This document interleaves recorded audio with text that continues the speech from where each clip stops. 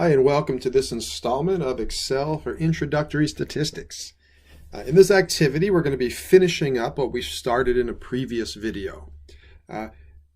Today, we're going to do the standard deviation of a frequency distribution. I'm going to highlight the formula over here so we know what we're working with. Okay, so here's the formula for a standard deviation of a frequency distribution. Now remember, this is an estimate of the standard deviation. We have a frequency distribution up here on the top left in blue, and that's the frequency distribution that we developed in a previous activity from this data down here in the bottom right. And this is the 70 data values, and this is 70 weights in grams of pennies, 70 pennies.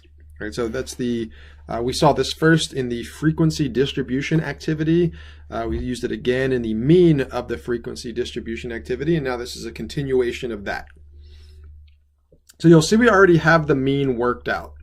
The reason we need the mean is because if you look at the formula for standard deviation, it has an x bar in it.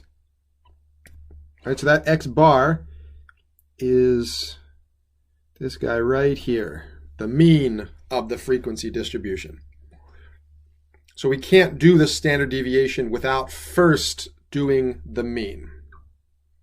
Now again, this is an estimate, so we have to apply this formula step by step. So it's not a one-step process.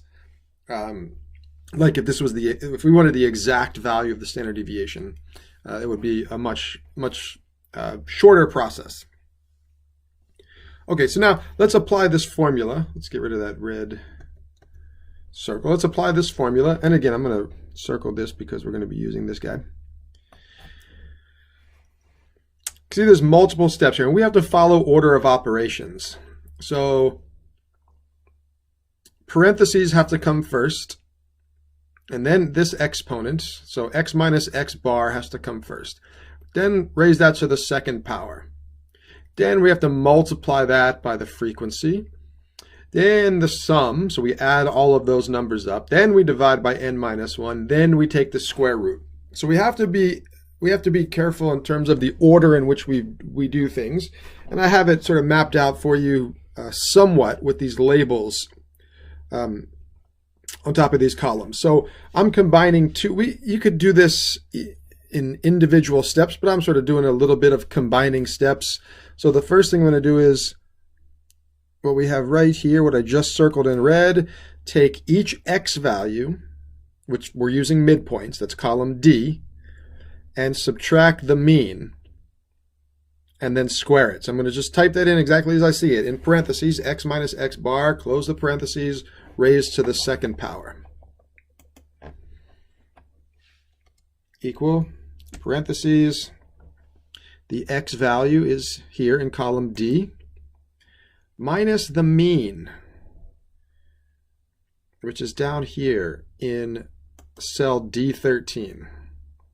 Right, so you see they're highlighted, and they correspond to the coloring in the formula that we're typing. So the D3 is blue, it highlighted the cell D3 blue. The D13 is red, highlighted the D13 red.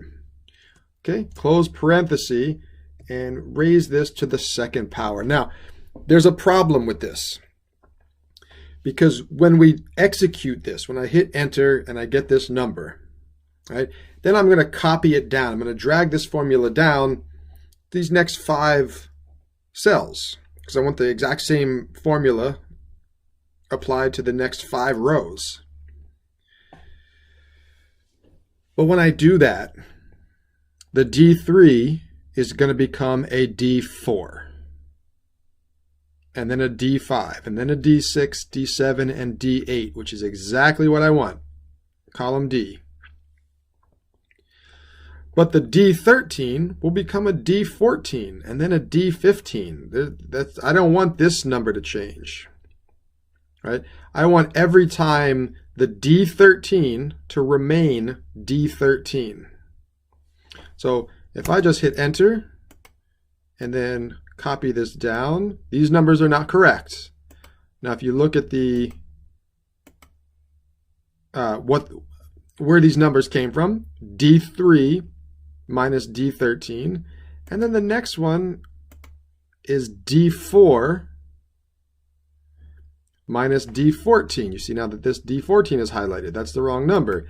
Next one, D5 minus D15. Well, D15 is this empty cell right here. I don't want to use D15. I want to use D13 for all of these.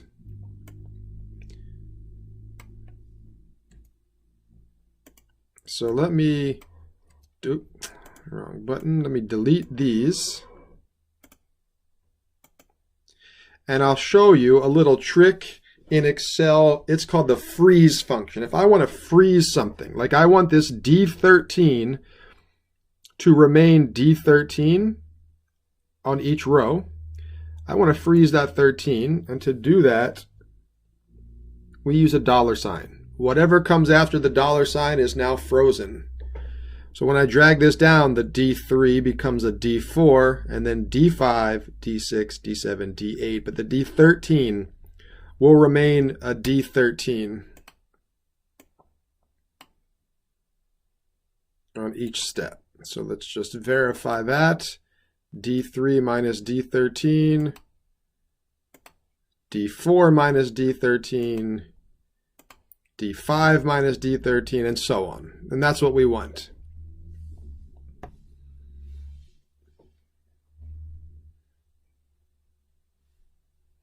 Okay, then going back to the formula, now we have to take each one of those numbers in that red box and multiply it by the frequency.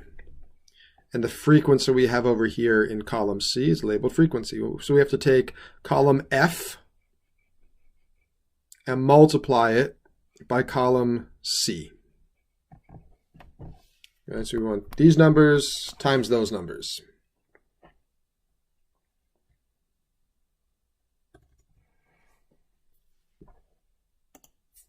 So let's say equal.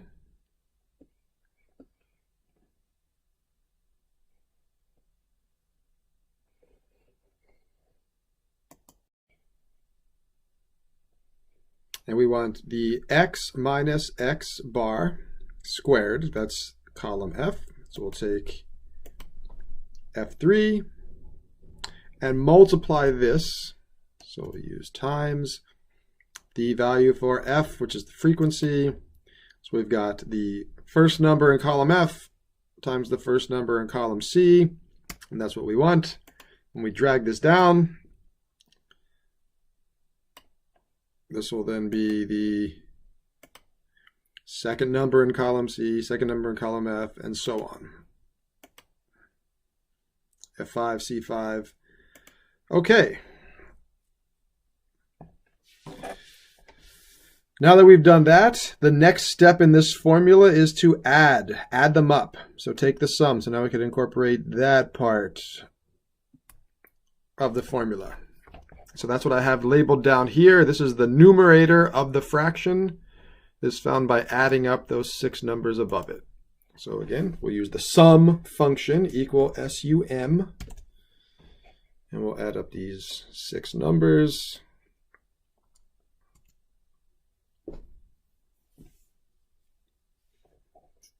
All right, so now we've got the numerator of that fraction. So now we have to do 2 things to it.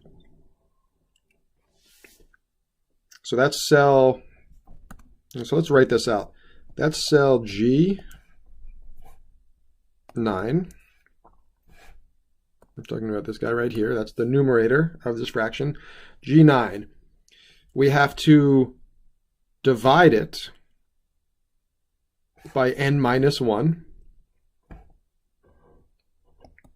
which would be 69. So to get our answer here, the estimated standard deviation, we have 2 more things to do. We have to divide it by 69, and we have to take the square root, SQRT.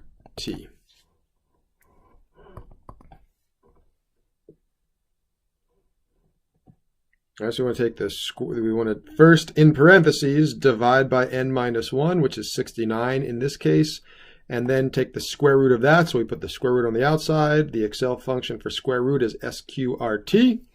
And that should give us our estimated, let's get rid of that circle. That should give us our estimated standard deviation. So let's try that. Equal SQRT.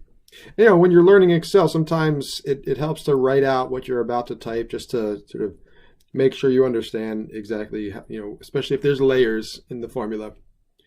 So SQRT parentheses, I'll click on the G9 and divide that by 69. Close parentheses. And there is our estimated standard deviation, or the standard deviation of the frequency distribution.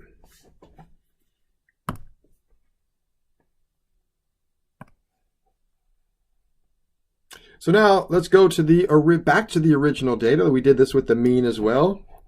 And now let's calculate the exact value of the standard deviation. And let me round this to 3 places.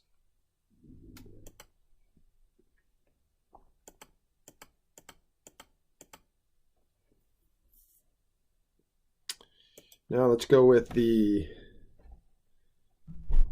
exact standard deviation. And for that, we're using the standard deviation function equal STDEV dot S. The dot S is telling Excel it's the sample standard deviation.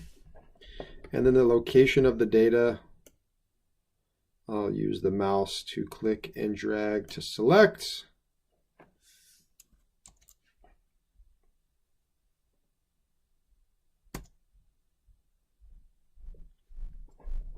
And when we round this to 3 decimal places, you see the same thing happened as happened with the mean.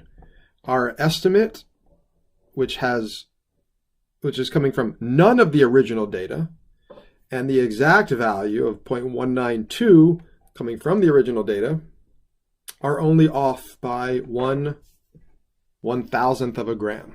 So just like we saw with the mean, you could get a really good estimate by using this midpoint process, using the midpoints as your estimated data values and calculating either the mean of the frequency distribution or the standard deviation of the frequency distribution. That does it for this. I hope this was helpful.